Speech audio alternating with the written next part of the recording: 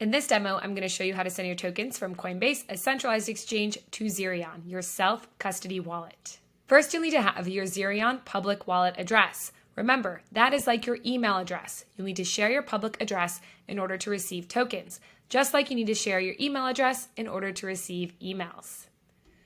I'm going to go to the Zerion plugin in my browser and click on it.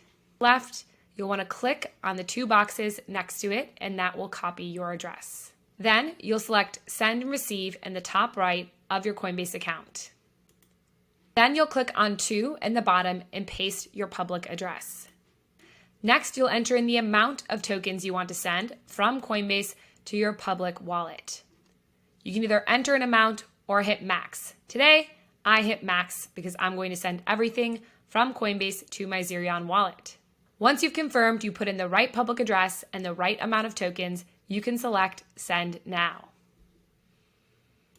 To ensure your account is secure, Coinbase will send a code to your phone number. Once you've typed in the code, it'll automatically verify. If you want to view the details, you can select View Details.